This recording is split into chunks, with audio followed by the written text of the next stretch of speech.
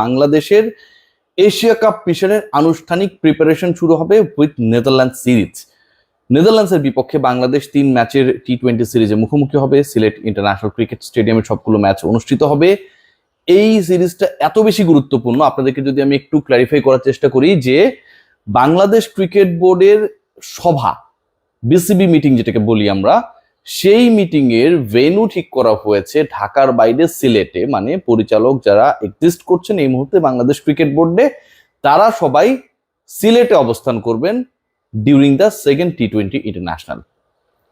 Situation এত বেশি জটিল দুই দিক থেকে, বাংলাদেশ ক্রিকেট বোর্ডের নির্বাচনী বাস্তবতায় এবং একই সাথে বাংলাদেশ দলের এশিয়া কাপের প্রিপারেশনের বাস্তবতায়, যে মিটিং ঢাকা থেকে সিলেটে নেয়ার ব্যাপারে ক্রিকেট বোর্ডের ডিরেক্টররা একমত। আলোচনা সেটা নিয়ে না, সেই আলোচনা আমি করব। আলোচনা বাংলাদেশ দল নিয়ে, বাংলাদেশের 11 নিয়ে, এবং সেই 11-এর ক্যারেক্টার রয়েছেন মোটামুটি 3 থেকে 4 জন। 1 নাম্বার ক্যারেক্টার হচ্ছেন পারভেজ হোসেন ইমন। পারভেজ ইমন বাংলাদেশের টি-20 সেটআপের খুবই গুরুত্বপূর্ণ ক্রিকেটার। পারভেজ হোসেন ইমন বাংলাদেশ সবশেষ পাকিস্তানের বিপক্ষে যে সিরিজে জিতলো, সেই সিরিজের আপনারা সবাই জানেন প্রথম ম্যাচটায় কি বিধ্বংসী ব্যাটিং করেছিলেন, আনবিটেন ছিলেন। সেই ম্যাচে তার বিধ্বংসী ব্যাটিং, সেই ম্যাচে তার ম্যান অফ দ্য ম্যাচ হয়ে যাওয়া বাংলাদেশকে পাকিস্তানের বিপক্ষে সিরিজ জয়ের ক্ষেত্রে টোন সেটিং একটা বড় রোল প্লে করেছিল। স্ট্রাইক রেট বিবেচনায় এই মুহূর্তে বাংলাদেশ জাতীয় দলে টি-20 সেটআপে যে কজন গুরুত্বপূর্ণ ক্রিকেটার রয়েছেন সেখানটাও পারভেজ হোসেন ইমন কিন্তু গুরুত্বপূর্ণ, অপরিহার্য। ইমনের ইনজুরি নিয়ে আলোচনা। ইমনের ফিল্ডিং করতে গিয়ে পায়ে ব্যথা পেয়েছিলেন, মাঠ থেকে নেমে গিয়েছিলেন, পরে ব্যাট করতে নেমেছিলেন, বেশিক্ষণ ব্যাট করতে পারেন নাই। সেই ইমন প্রথম ম্যাচে, প্রথম টি-20 11-এ থাকবেন কিনা। দ্বিতীয় পয়েন্টের জায়গা যেটা, সেটা হচ্ছে শামীম হোসেন পাটোয়ারি। মানে খুব অদ্ভুত ধরনের ডিসকাশন করতে হচ্ছে। দুজনের ব্যাটিং এর স্টাইলটা অনেকটা একই রকম। মানে আমি যদি অ্যাটাকিং রোলটার কথা বলি, দুজনের পজিশন ডিফারেন্ট, একজন টপে ব্যাট করেন, একজন লোতে ব্যাট করেন, কিন্তু ব্যাটিং এর ইন্টেন্টটা অলমোস্ট সেম। প্রতিপক্ষ বোলারকে, বোলিং ডিপার্টমেন্টকে চূর্ণপূর্ণ করে দেয়া। সো এই যে একটা সিচুয়েশন, যেখানটায় পারভেজ ইমনের আলোচনা, সেখানটায় Shamim Hossain Patwary not regarding any injury, তিনি জ্বরে আক্রান্ত ছিলেন বড় একটা সময়, 4 দিন প্র্যাকটিস করতে পারেন নাই। পরবর্তী সময়ে সিলেটে যখন তিনি প্র্যাকটিসে নেমেছিলেন দলের সাথে, সেখানটা আসলে তাকে দিয়ে খুব বেশি ঘাম ঝরানো করা, স্কিল ট্রেনিং করানো, ফিটনেস ট্রেনিং করানো ম্যানেজমেন্টে যারা রয়েছেন, কোচিং স্টাফে যারা রয়েছেন, তারা করান নেই। শামীম পাটোয়ারিকে অনেকটা রেস্টে রেখে রেখে প্রিপেয়ার করার চেষ্টা চলেছে। এখন তিনি কি কালকের ম্যাচের জন্য 100% প্রিপারেশন নিতে পেরেছেন, প্রিপেয়ার অবস্থায় রয়েছেন? ডেফিনেটলি এটা একটা বড় প্রশ্ন। থার্ড যে পয়েন্ট, 3 জন স্পিনার থেকে একজন নিশ্চিতভাবে বাদ পড়বেন।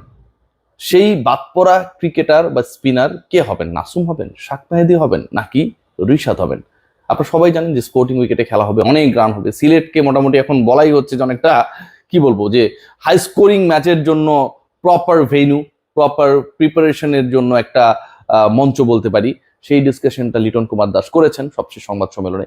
এখন এরকম উইকেটে যদি খেলা হয়, যেখানটায় হাই স্কোর হবে, যেখানটায় বড় স্কোর হলে সেটা চেজেবল হবে, যেখানটায় বোলাররা তুলনামূলকভাবে মার খাবে, মানে মন্থর উইকেটে খেলা হচ্ছে না, সেটা যদি হয়, then definitely Bangladesh will attack with 2 spinner.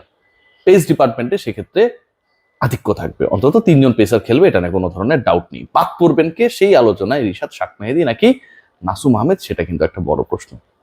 Fourth যে পয়েন্ট, সাইফ হাসান এবং নুরুল হাসান সোহান, এই যে 2 হাসান, তারা যে এশিয়া কাপ এবং নেদারল্যান্ড সিরিজের দল ইনক্লুডেড হয়েছেন, এই দুজনের কেউ কি প্রথম ম্যাচে খেলবেন? প্রশ্নের উত্তর যদি দেওয়ার চেষ্টা করি, শুরু করি, পারভেজ হোসেন ইমন প্রথম ম্যাচে খেলবেন কি খেলবেন না, এটার উত্তর যেটা, সেটা হচ্ছে পারভেজ হোসেন ইমন প্রথম ম্যাচের 11-এ আমি মনে করি থাকবেন। বাংলাদেশ দল নেদারল্যান্ডসের বিপক্ষে খেলছে, প্রিপারেশনের জন্য এই সিরিজটা খুব বেশি গুরুত্বপূর্ণ। একই সাথে কিন্তু আপনি যদি প্রপার 11 নিয়ে না নামেন, আপনার কাছে যে বেস্ট পসিবল 11 জন ক্রিকেটার রয়েছেন, তাদেরকে যদি আপনি খেলার সুযোগ করে না দেন, অথবা তাদের কাউকে যদি কোনো কারণে ড্রপ করতে বাধ্য হন, তাহলে আপনার তুলনামূলকভাবে স্ট্রেংথ কমে যাবে, পরাজয়ের ঝুঁকি কিন্তু বাড়বে। বাংলাদেশ নিশ্চয়ই সিরিজটা একটা ম্যাচ হেরে বা খারাপ শুরু করতে চাইবে না।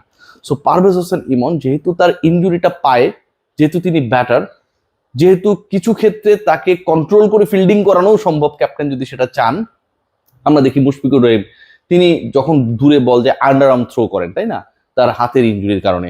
সো ওভাবে যদি ম্যানেজ করে পারভেজ হোসেন ইমনের ইনজুরিটা যদিও ডিফারেন্ট ইনজুরি, ম্যানেজ করে খেলানো যায়, যদি না খেলানো সম্ভব, পারভেজ হোসেন ইমন ডেফিনেটলি তানজিদ হাসান তামিমের ওপেনিং পার্টনার হবেন। চতুর্থ প্রশ্ন করেছিলাম যে সাইব হাসান এবং নুরুল হাসান সোহানের মধ্যে কেউ কি 11-এ জায়গা পাবেন কিনা। আমার কাছে মনে হয় এই দুজনের অন্তত একজন খেলবেন। যদি একজন খেলেন, এই দুজনের যদি একজন খেলেন, তাহলে বাদ পড়বেন কে? সেই বাদ পড়ার হিসাব যদি আমরা করি, অন্তত 3জন ক্রিকেটারকে এখানে আমরা হিসাবে আনতেই পারি। কেন একজন অন্তত খেলবেন সেই প্রশ্নের উত্তর আগে দিই। বাংলাদেশ এশিয়া কাপ খেলতে যাচ্ছে, এশিয়া কাপের থেকে কম গুরুত্বপূর্ণ হচ্ছে নেদারল্যান্ডসের বিপক্ষে সিরিজ। নেদারল্যান্ডসের বিপক্ষে সিরিজ এই কারণেই গুরুত্বপূর্ণ যে আপনি প্রপার প্রিপারেশন নিয়ে যাবেন, যে কারণে সিলেটে ভেন্যু করা হয়েছে। হাই স্কোরিং ম্যাচেস গুলো তুলনামূলকভাবে মিরপুরের থেকে বেশি স্কোরিং ম্যাচেস গুলো যেখানটায় করা সম্ভব সেখানটায় করা হয়েছে। কারণ আপনার স্কোয়াডের কোনো ক্রিকেটার যদি proper preparation at least international cricket থেকে 2-3 বছর বাইরে রয়েছে, তারা ম্যাচেস খেলে যদি ওই জায়গাটা এন্ট্রি না করে, এটা কিন্তু বাংলাদেশ দলের জন্য ভালো না। সো আপনি ডেফিনেটলি প্রস্তুতিমূলক যে সিরিজটা রয়েছে সেখানটাই তাদেরকে খেলানোর চেষ্টা করবেন। সো দুই হাসানের একজন, সাইফ আর নুরুল, যে কেউ একজন প্রথম ম্যাচে খেলবেন বলে আমি মনে করি। সেখানটায় বাদ পড়তে পারেন, ড্রপ হতে পারেন, বিশ্রাম পেতে পারেন যেই 3জন ক্রিকেটার, তার মধ্যে একজন হতে পারেন জাকের আলী অনিক। জাকের আলী অনিককে যদি বিশ্রাম দেওয়া হয়, জাকের আলী অনিকের 11-এ থাকা নিয়ে কোনো প্রশ্ন নেই, তাহলে ওই জায়গাটায় নুরুল হাসান সোহান খেলবেন। বিশ্রাম পেতে পারেন তাওহিদ হৃদয়, কিছুটা ব্যাট প্যাচের মধ্য দিয়ে যাচ্ছেন, সামটাইমস রানস করছেন, কখনো করতে পারছেন না। তাওহিদ হৃদয়ের জায়গায় কাউকে যদি খেলানোর পরিকল্পনা করা হয়, সেই ক্রিকেটারটা নিশ্চয়ই সাইফ হাসানই হবে।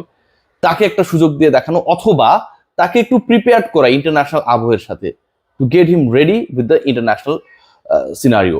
সো ওই জায়গা থেকে আমার কাছে মনে হয় যে একটা ভালো চান্সেস থাকবে।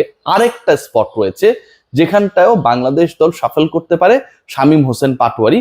যেহেতু শামীম পাটোয়ারির মূল একাদশে থাকা নিয়ে কোনো প্রশ্ন তোলার সুযোগ নেই, প্রথমে বলে নিই। কিন্তু যেহেতু শামীম হোসেন পাটোয়ারি কিছুটা হচ্ছে ভাইরাল জ্বরের মধ্য দিয়ে গেছেন, একটু সুস্থতার পথে রয়েছেন অথবা সুস্থ হয়ে গেছেন, তাকে প্রথম ম্যাচে বিশ্রাম দিয়ে ওই জায়গাটাতেও আমরা নুরুল হাসান সোহান অথবা সাইফ হাসানকে খেলাতে পারি। চান্সেসের জায়গায় আমার কাছে মনে হয় সোহান বেস্ট চয়েস হবে, যদি আপনি জাকের আলী অনিক অথবা শামীম হোসেন পাটোয়ারি এই দুয়ের মধ্যে থেকে একজনকে ড্রপ করেন। কারণ ওই লোয়ার অর্ডারে 6-7-এর জায়গাটাতে স্পেসিফিক্যালি সোহান বেস্ট চয়েস হবে রেদার দেন সাইফ হাসান। আর যদি তাওহিদ হৃদয়কে ড্রপ করা হয়, ডেফিনেটলি ওই জায়গাটায় সাইফ হাসান খেলবে। সো আমি যে প্রশ্নগুলোর উত্তর মেলানোর চেষ্টা করেছি বাংলাদেশ দল নিয়ে, ফরমেশন নিয়ে, সেখানটায় বাংলাদেশ 2 স্পিনার নিয়ে নামবে বলে মনে করি। 3জন পেসার খেলবে, সাইফুদ্দিন খেলবে কি খেলবে না সেটা একটা বড় প্রশ্ন, সেই উত্তর মেলানোর আমরা চেষ্টা করব। নুরুল হাসান সোহান এবং সাইফ হাসানের মধ্যে থেকে একজন ক্রিকেটারকে অন্তত 11-এ রাখা হবে বলে মনে হচ্ছে। এবং পারভেজ হোসেন ইমনের 11-এ থাকা বা ওপেনিং এ থাকা নিয়ে যে ধরনের ডাউট তৈরি হয়েছে, সেই ডাউটটাতে খুব বেশি ডাউটফুল হওয়ার আমি কোনো কারণ দেখছি না। ডেফিনেটলি তানজিদ হাসান তামিম এবং পারভেজ হোসেন ইমন বাংলাদেশের এই মুহূর্তে বেস্ট ওপেনিং প্লেয়ার। তারাই প্রথম ম্যাচে নেদারল্যান্ডসের বিপক্ষে বাংলাদেশের হয়ে ইনিংস শুরু করবেন। সেটা চেস করার ক্ষেত্রে হতে পারে, সেটা একটা highest or smart total score বোর্ডে দেওয়ার ক্ষেত্রে হতে পারে। সবাই ভালো থাকবেন, টেক গ্রেট কেয়ার।